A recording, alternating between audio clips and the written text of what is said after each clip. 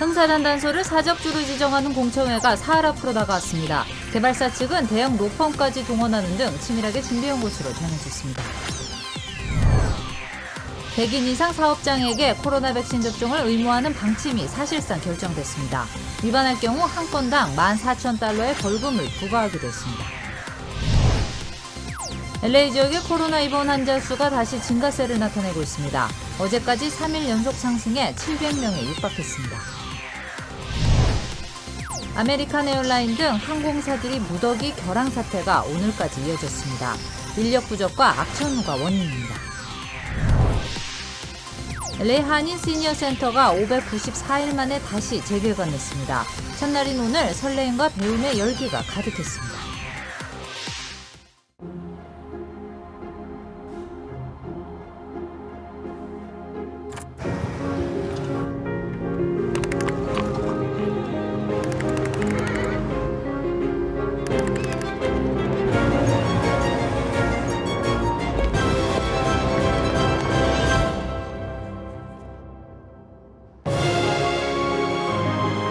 당신의 새로운 영감을 찾아서. 네, LA 지역의 코로나 입원 환자 수가 다시 증가하기 시작했습니다. 700명대를 육박하고 있습니다. 11월의 첫날입니다. 이번 뉴스 시작하겠습니다.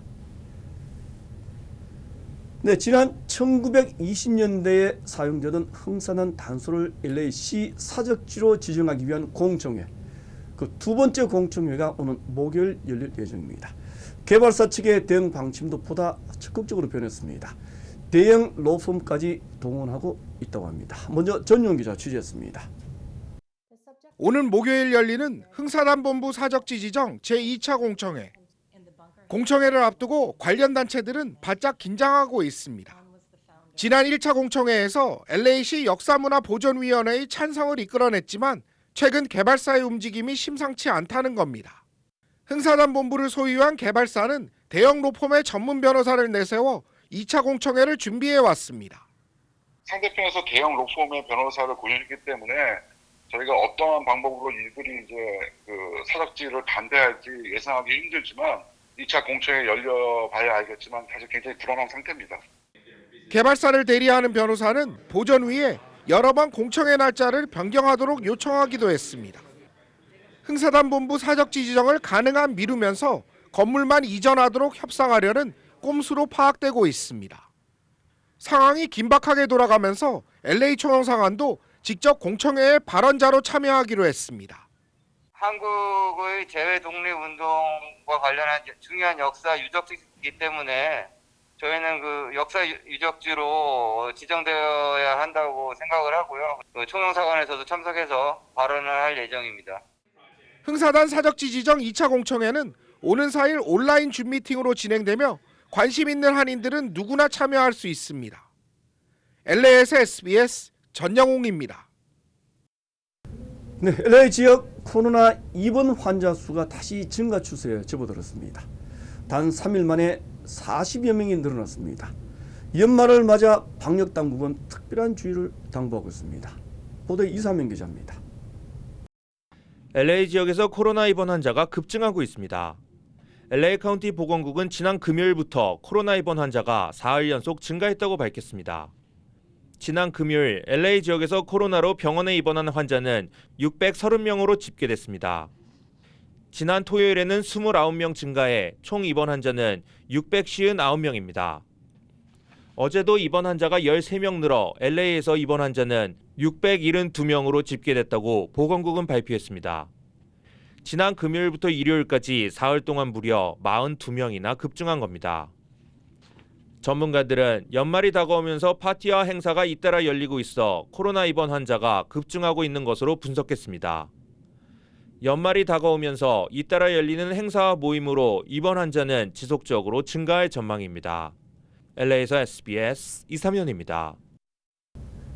연방노동부는 100명 이상인 민간 사업장에 대해서는 백신 접종을 의무화하는 조치를 조만간에 취할 방침입니다. 노동부는 현재 100인 이상 사업장 의무화 방침을 시행하기에 앞서 임시 기준을 마련하는 작업에 착수했습니다. 위반하는 사업체에 대해서는 한 건당 최고 14,000달러의 벌금을 부과하는 조항도 포함된 것으로 전해졌습니다. 백신 미접종자들은 매주 코로나 검사를 받은 뒤에 실내에서도 반드시 마스크를 착용해야 합니다. 여행 수요가 폭발하면서 항공사들의 무더기 결항 사태가 빚어지고 있습니다. 지난 주말에만 1,900여 편의 항공편이 취소됐습니다. 인력이 부족한 데다 악천후까지 겹쳤다고 합니다. 정혜경 기자입니다. 공항 대기줄이 길게 늘어선 채 좀채 줄어들지 않습니다. I just totally gave up because once I went down to customer service from C24 all the way down to C5, it's just tons of people in line from cancellation flights all day. My flight was 12 hours ago. You don't want to come here unless you know for sure you have a flight. 월스트리트 저널은 미국 아메리칸 항공에서만 지난 주말 새 1,900편 넘는 항공편이 취소됐다고 보도했습니다. 이 항공사는 연간 승객 수 기준 미국 내 최대 항공사로 꼽힙니다. 코로나19 동안 감행한 대규모 인력 감축으로 직원이 부족한 데다 강풍을 동반한 악천후까지 겹치면서 대규모 결항 사태가 이어지고 있습니다. 코로나19 유행 동안 불황에 시달린 항공업계가 백신 공급 이후 반등한 여행 수요를 감당하지 못하고 이중 손실을 입고 있는 겁니다. 미국 스피릿 항공도 지난 8월 열흘간 2,800편의 항공편을 취소했고 사우스웨스트 항공은 지난달 2,000편의 항공편을 취소해 우리 돈 약 750억 원가량의 손실을 입었습니다. 아메리칸 항공을 비롯한 미국 항공사들은 연내 대규모 채용 계획을 밝혔습니다. SBS 정혜경입니다. 네, 이탈리아에서 열리고 있는 G20 정상회의. 14개국 정상들은 공급 대란 해결 방안을 집중적으로 모색했습니다. 공급망을 다양하게 구축하기 위해 공동 대응하자는데 뜻을 모았습니다. 콜란 기자가 취재했습니다. 로마 G20 정상회의 직후 글로벌 공급망 위기를 논의하기 위해 14개국 정상들이 따로 모였습니다. 회의를 주재한 바이든 미국 대통령은 안정적인 공급망을 위해선 공급망 다각화가 필요하다고 강조했습니다.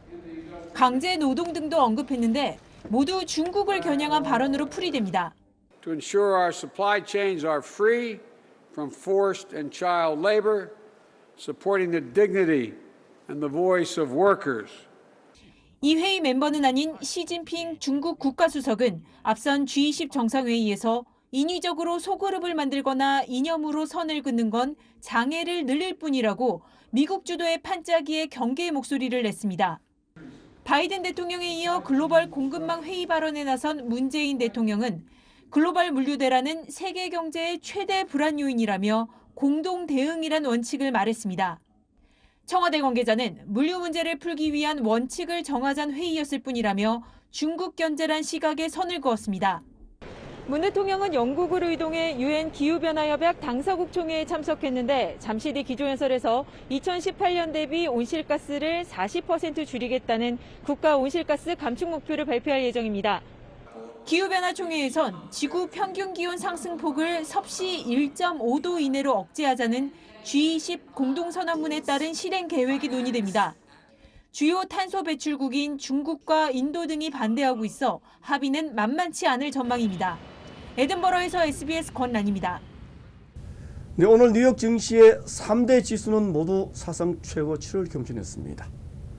다우 지수는 사상 처음으로 장중 한때 36,000선을 넘었습니다. 연방공개시장위원회가 모레 열릴 예정이지만 기업 실적이 견고하다는 판단이 시장에서는 많았습니다. 정치 전문가들은 긍정적인 기업 실적이 시장의 지지를 받고 있다 이렇게 평가했습니다. 하지만 연준이 인플레이션에 대한 우려를 강화할 경우에는 시장의 불안감이 확산될 가능성도 제기됐습니다. 네, 다음 소식 전하겠습니다. LA 한인 시니어센터 노인이 회관이 오늘 다시 문을 열었습니다. 설렘과 배움의 열기가 가득했다고 합니다. 코로나 사태로 문을 닫은 지 594일 만입니다. 이사빈 기자가 현장에서 취재했습니다. 어르신들이 팬데믹이랑 긴 방학을 마치고 첫 등교를 했습니다. 영어 발음을 따라하며 고령자들이 수업에 집중하고 있습니다. 한인타운 시니어 커뮤니티 센터가 594일 만에 다시 문을 열면서 수업 열기가 달아오르고 있습니다. 특히 영어나 음악 교실 등과 같이 자신을 개발할 수 있는 수업의 인기는 폭발적입니다. 아이고 영어를 하려면은 어디 가서 불편하고 영어를 알아도 발음이 안 좋으니까 그 사람들이 언더스탠을 못해요. 그래서 발음도 배울 겸 그렇게 왔습니다. 클래스 사이즈도 코로나 이전과 비교해 절반으로 줄어 대화 나누는 형식으로 수업이 진행됐습니다. 코로나 전에는 좀 학생들이 많아가지고 또 자꾸 이렇게 교체돼가지고 이번에는 여기서 중급 클래스만 지금 모집을 했어요. 그래서 클래스 수준이 거의 비슷할 걸로 생각을 해서 막 교육하는데 조금 편하지 않을까 싶은 생각이 들어갑니다. 19개월 만에 대면 수업을 받는 어르신들의 얼굴에는 미소가 가득합니다. 수업 첫날을 맞아 들뜬 어르신들은 복장에 특별히 신경을 썼습니다. 처음 오래간만에 오니까 조금 그래도 조금 더 신경을 쓰고 좀 가고 싶은 마음이 있더라고요. 옛날에 만났던 사람도 만나고 그리고 또 이렇게 개관을 해갖고 같이 여기 와서. 한인타운 시니어 커뮤니티 센터는 오늘 오전 10시 한인사회 주요 인사들을 초청해 재개관식을 거행했습니다. LA에서 SBS 이삼현입니다. 헬로윈데이였던 지난 주말 전국에서는 크고 작은 사건들이 잇따랐습니다. 총격 사건은 11건이나 발생해 최소한 12명이 숨진 것으로 나타났습니다. 일리노이주에서는 헬로윈 파티에 열리던 가정집에서 총기 난사 사건이 벌어져 2명이 현장에서 숨졌습니다. 지난 토요일 세크라멘토에서도 파티 현장에서 총격이 발생해 2명이 목숨을 잃었습니다. 네, 계속하겠습니다. G20 정상회의에 이어서 UN 기후변화협약 당사국 총회가 영국에서 개막했습니다. 바이든 대통령은 트럼프 행정부의 파리협정 탈퇴에 대해 사과했습니다. 곽상은 기자입니다. 제26차 UN 기후변화협약 당사국 총회에서 조 바이든 미국 대통령이 공개 사과를 했습니다. 전임 트럼프 행정부가 2017년 파리 협약에서 탈퇴해 국제사회의 기후변화 대응이 늦어졌다며 대신 사과에 나선 겁니다. I guess I shouldn't apologize, but I do apologize for the fact the United States in the last administration pulled out of the Paris Accords and put us sort of behind the eight ball. 바이든 대통령은 그러면서 2050년까지 순탄소 배출량을 0으로 만드는 넷제로를 달성하고 2030년까지 온실가스 배출량을 2005년 대비 50에서 52% 수준으로 줄이겠다는 목표를 제시했습니다. 개발도상국의 청정에너지 전환을 돕기 위해 더 많은 일을 하고 싶다는 의지도 밝혔습니다. 당초 화상 참석이 예고됐던 중국의 시진핑 국가주석은 이번 총회에 서면 성명을 전달하는 데 그쳤습니다. 2060년 넷제로를 달성하겠다는 목표 제시와 함께 성명에선 선진국이 개발도상국의 기후변화 대응을 지원해야 한다는 점도 강조했습니다. 중국과 미국에 이어 세계 3위 온실가스 배출국인 인도의 나렌드라 모디 총리는 현장 연설을 통해 2070년까지 탄소 중립을 달성하겠다는 자체 시간표를 발표했습니다. 그러면서 인도는 세계 인구의 17%를 차지하지만 탄소 배출에선 5%의 책임만 있다고 강조했습니다. SBS 곽상은입니다. 문재인 대통령은 온실가스 배출량을 40% 이상 줄이겠다고 약속했습니다. 오는 2050년까지 모든 석탄 발전을 폐지하겠다고도 말했습니다. 문준모 기자가 영국에서 취재했습니다. 문재인 대통령은 한국 시간으로 오늘 새벽 UN 기후변화협약 당사국 총회에 참석해 기조연설을 했습니다. 2030년 온실가스 감축 목표를 2018년 대비 40%로 상향하겠다고 밝혔습니다.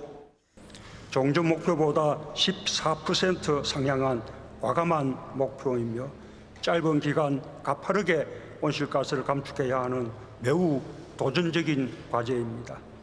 이산화탄소보다 온실 효과가 높은 걸로 알려진 메탄도 2030년까지 30% 감축하고 국제 메탄 서약에도 가입하는 등 국제사회와 보폭을 맞추겠다고 약속했습니다. 특히 온실가스를 흡수하는 산림을 복원하는 것이 기후 위기의 해결책이라며 북한과 협력하겠다고 밝혔습니다. 접경 지역의 평화를 정진시킬 수 있는 방안이기도 합니다. 남북한 산림 협력을 통해 한반도 전체의 온실가스를 감축해 나갈 것입니다. 로마에서 프란치스코 교황을 만나 방북 의사를 확인받은 데 이어 이번엔 산림 협력 제안으로 남북 대화 재개의 계기를 만들어 보려는 메시지로 읽힙니다. 문 대통령은 또 2050년까지 모든 석탄 발전을 폐지하고 해외에 진출해 있는 한국 기업의 탄소 배출도 줄여나가겠다고 밝혔습니다. 문 대통령은 양자 정상회담 등 남은 일정을 마치고 헝가리를 국빈 방문하기 위해 오늘 영국을 떠납니다. 에든버러에서 SBS 문준모입니다. 네, 지난달 한국의 수출이 역대 최고 기록을 작성했습니다. 하지만 공급 대란에 따른 불확실성은 계속 커지고 있습니다. 이성훈 기자입니다. 지난달 수출액은 555억 5천만 달러로 1년 전보다 24% 증가했습니다. 10월 기준 최고액이고 월 수출액 기준으로도 9월에 이어 역대 두 번째로 많은 액수입니다. 올 들어 10월까지 수출이 역대 최단기 5천억 달러를 돌파하며 이미 지난해 연간 총 수출액 5,125억 달러를 넘어섰습니다. 올해 연간 수출액과 무역 규모 모두 사상 최대 실적을 낼 것으로 전망됩니다. 수출 단가가 15개월 연속 증가한 가운데 수출 물량도 견조하게 증가하며 수출 모멘텀을 뒷받침하고 있습니다. 주요국의 경기 회복으로 수요가 늘면서 반도체와 석유화학, 철강 등 기존 주력 품목이 상승세를 이끌었고 2차 전지와 바이오 헬스 등 신성장 품목도 고른 성장세를 보였습니다. 하지만 무역 수지는 한 달 만에 60% 떨어졌습니다. 원자재 가격이 치솟고 중간재 수입 비용이 늘면서 수입액이 급증했습니다.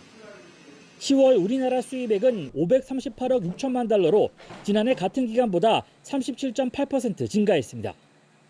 전력난으로 인한 중국의 경기 둔화 가능성, 수출 편중이 심한 디램 가격의 하락세는 불안 요인입니다. 또 반도체 수급 불안정이 지속하면서 완성차 생산량이 감소하고 글로벌 공급 병목 현상이 심화하는 것도 향후 수출 증가에 부정적인 영향을 미칠 걸로 보입니다. SBS 이성훈입니다. 네, LA 마라톤 대회가 오는 7일 일요일 열릴 예정입니다. 인근 지역에는 각 구간마다 교통이 통제됩니다. 전국의 주요 한인사회 소식을 정리하겠습니다. 이원정 기자입니다. 코로나로 연기됐던 LA 마라톤이 오는 7일 열립니다. LA 마라톤 측은 매년 3월 개최됐던 마라톤이 코로나로 올해는 5월로 한 차례 연기됐다가 최종적으로 11월 7일로 연기됐다고 밝혔습니다. 이번 마라톤은 다운타운부터 산타모니카 해변에서 다운타운부터 센츄리시티 애비뉴 오브 더 스타스 코스로 변경됩니다. 이에 따라 인근 지역의 차량이 통제됩니다. 남가주가 오늘부터 대기오염 예방 시즌에 들어갑니다. 남가주 대기정화국은 오늘부터 내년 2월 28일까지 대기오염 예방을 위해 대기질이 기준치이할 경우 노번데이를 선언해 벽난로와 난로 또는 야외 불피기 등이 최소 24시간 중단될 방침이라고 밝혔습니다. 한인 정치력 신장을 위해 차세대 한인들을 지지하고 후원하는 전국단체 미주 한인 정치연합 카파 신임 사무총장에 펄김 전 필라델피아 연방 하원 후보가 선임됐습니다. 카파는 지난 2년 동안 사무총장으로 일했던 데이비 킴 씨가 내셔널 아시안 퍼시픽 센터 온 에이징의 대표로 자리를 옮기면서 그동안 자문위원으로 일했던 펄김 씨를 신임 사무총장으로 선임했다고 밝혔습니다. 뉴욕시의 야외 아이스링크들이 개장하고 있습니다. 맨하탄 브라이언트 팍 더 링크 앳 윈터빌리지는 지난 29일부터 운영을 시작했고 락커펠러 센터 아이스링크 더 링크 앳 락커펠러 센터는 오는 6일, 센트럴파크 울랜링크는 오는 15일 문을 열게 됩니다.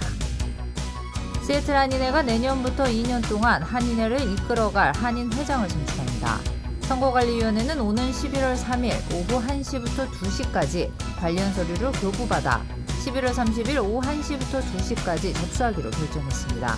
회장 입 후보자의 공탁금은 $7,500, 부회장은 $1,500입니다. 지금까지의 골프 대회는 잊어라. 2주 최고 골프 여제를 가린다. SBS 나노웰 이온 칼맥 레이디스 챔피언십. 코요테 힐스에서 펼쳐지는 지상 최고의 골프 대결. 우승 상금 5,000불. SBS 나노웰 이온 칼맥 레이디스 챔피언십.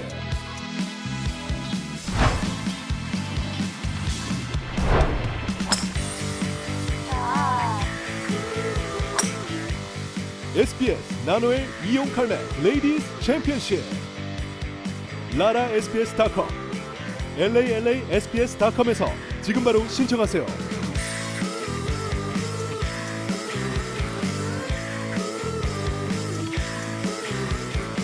이 프로그램은 나노엘 이온 칼맥과 함께합니다.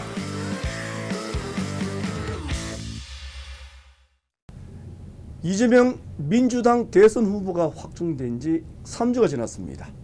민주당은 오늘 선거대책위원회를 출범시켰습니다. 본격적인 대선 체제에 돌입했습니다. 보도에 한사영 기자입니다. 민주당은 오늘 오후 2시 서울 송파구 올림픽공원에서 선거대책위원회 출범식을 열고 내년 3월 대통령 선거를 향해 공식 출항합니다. 지난달 10일 이재명 대선 후보를 선출한 지 약 3주 만입니다. 오늘 출범식엔 코로나19 사회적 거리두기 완화로 이 후보와 당 지도부, 선대위 주요 인사 등 449명이 참석합니다. 민주당은 행사 하루 전인 어제 선대위 1차 인선안을 발표했는데 상임선거대책위원장은 관례대로 송영길 대표가 맡습니다.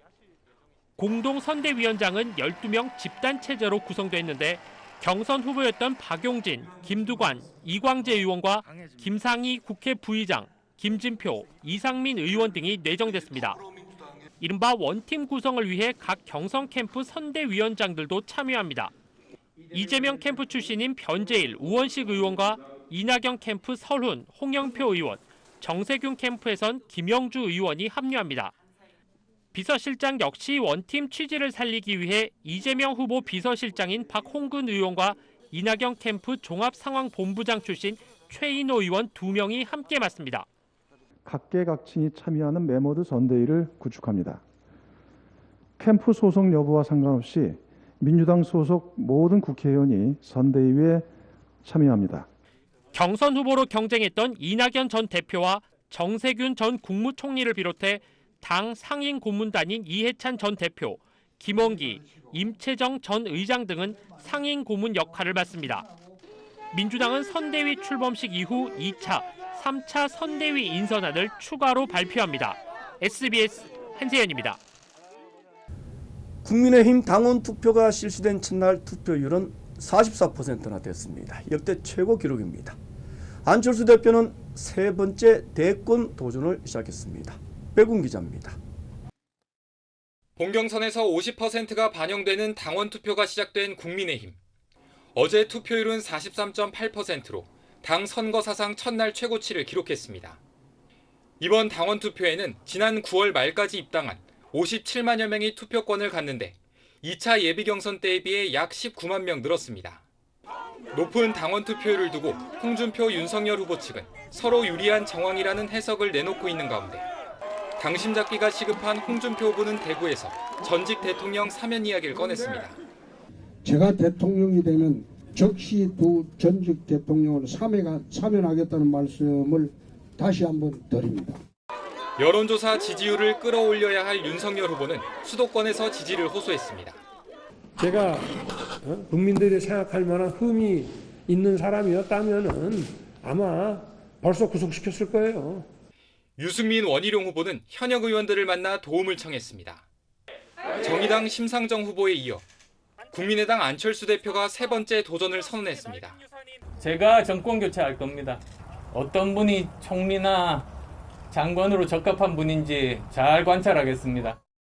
이에 따라 주요 내정당 후보에 김동연 전 경제부총리까지 가세한 이번 대선은 향후 단일화 여부가 변수가 될 것으로 보입니다. SBS 백운입니다. 대장동 개발 의혹을 수사하고 있는 검찰. 미국에서 귀국했던 남욱 변호사에 대한 구속영장을 청구했습니다. 구속영장이 한번 기각됐던 김만배 씨에 대해서도 영장을 다시 청구했습니다. 유동규 전 본부장에 대해서는 배임 혐의를 추가했습니다. 안희재 기자입니다.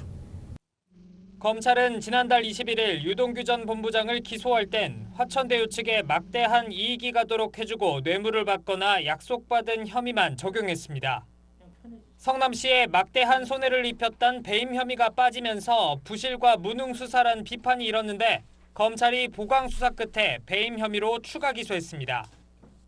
유 전 본부장이 최소 651억 원에 달하는 택지개발 이익 등을 화천대유에 몰아줘 공사에 수천억 원대 손해를 입혔다는 겁니다. 올해 초 김만배 씨에게 받은 5억 원 역시 뇌물 액수에 추가한 검찰은 한 차례 구속영장이 기각된 김 씨에 대해서도 18일 만에 영장을 재청구했습니다. 유 전 본부장에게 뇌물을 건네고 배임을 공모한 혐의 등으로 원유철 전 대표 부인에게 지급한 월급 등 회사 돈 9억 4천여만 원을 빼돌린 혐의를 포함한 반면 곽상도 의원 측에 뇌물 50억 원을 건넨 혐의는 추가 조사가 필요하다며 제외했습니다. 남욱 변호사와 성남도시개발공사 시절 유 전 본부장 밑에서 일한 정민용 변호사에 대해서도 배임 공범으로 구속영장을 청구했지만 녹취록을 검찰에 제공한 정영학 회계사는 배임 혐의 공범이라면서도 이번 영장 청구 대상에선 제외했습니다.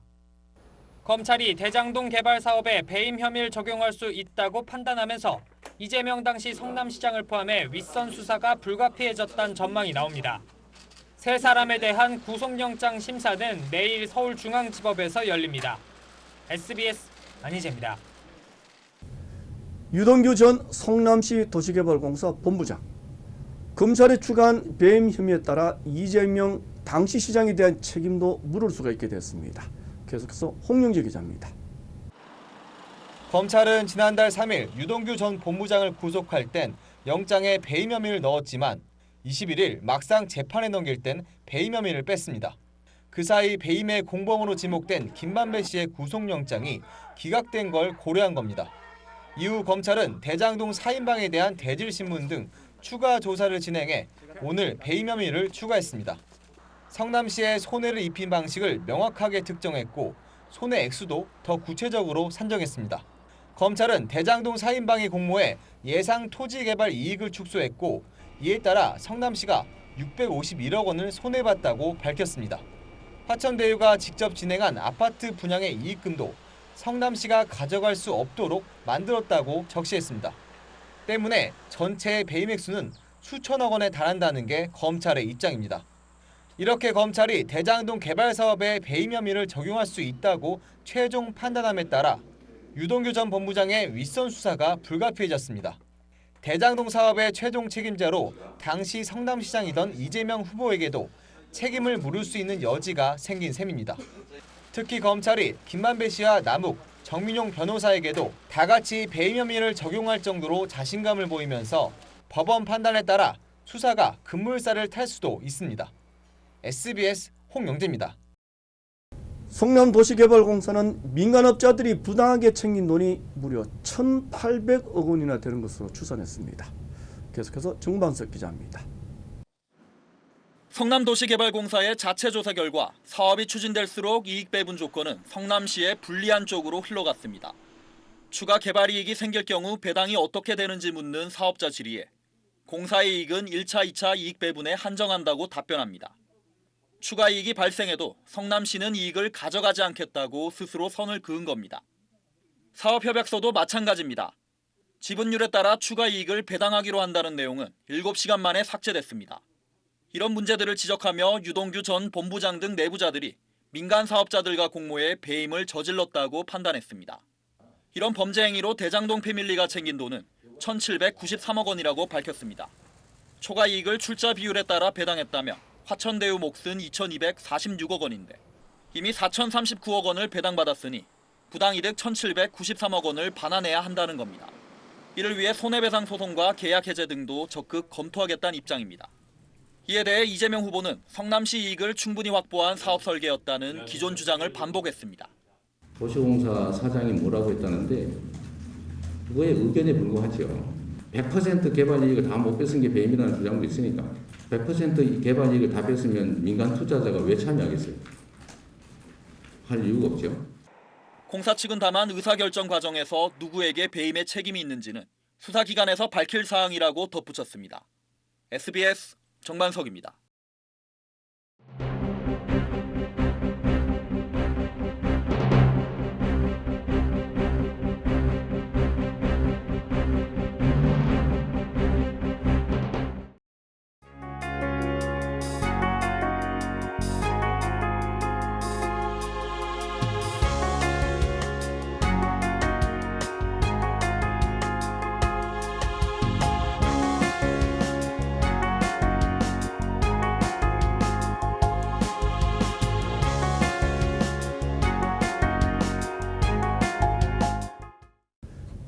흥사단 중앙 단소 건물을 LA시 사적지로 지정하기 위한 공청회.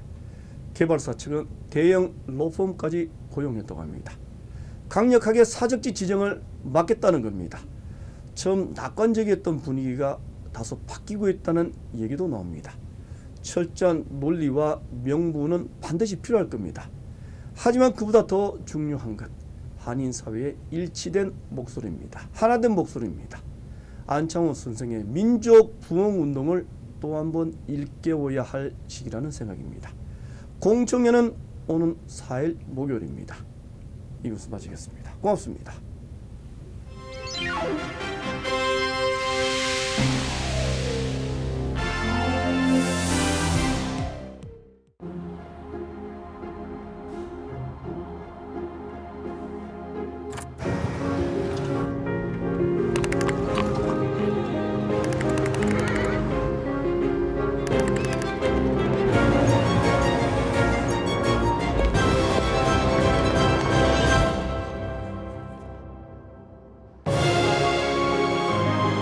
당신의 새로운 영감을 찾아서